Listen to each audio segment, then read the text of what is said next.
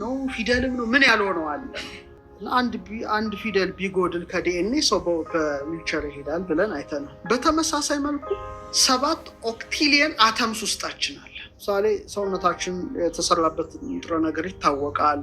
ሃይድሮጅን አለ፣ ኦክሲጅን አለ፣ ካርበን አለ፣ ናይትሮጅን አለ፣ ፎስፈረስ አለ ወዘተርፈ። እንግዲህ 7 ኦክቲሊየን አተም ይሄን ያህል መጠን ያለው ፕሮቶን እና ኤሌክትሮን ይሸከማል።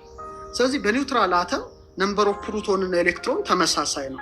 ስለዚህ ይሄንን ያህል ኦክቲሊየን 7 ኦክቲሊየን ኒውትሮን እና ኤሌክትሮን የተሸከመ ሰውነት ነው ያለ።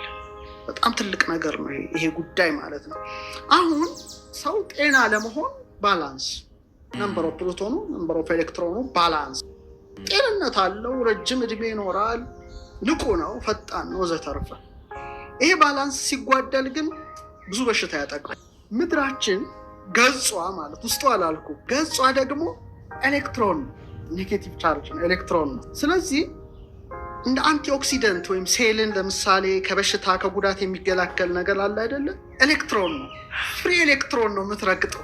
ለምን ረግጣለሁ ትለኝ እንደሆነ አሁን በጣም አደገኛ የሆነው ሴላችን ያው የሚታወቅ ነው። ወደ 37.2 ትሪሊየን ሴሎች እነዛ ሁሉ ያው ሴሉ ለግንኙነት በለው ለብዙ ነገር ኤሌክትሪክ ይጠቀማል። ፕሮቶን ኤሌክትሮን ምናምን ይጠቀማል። ጥሩ ነው፣ ባላንስ አድርገን እንኖራለን።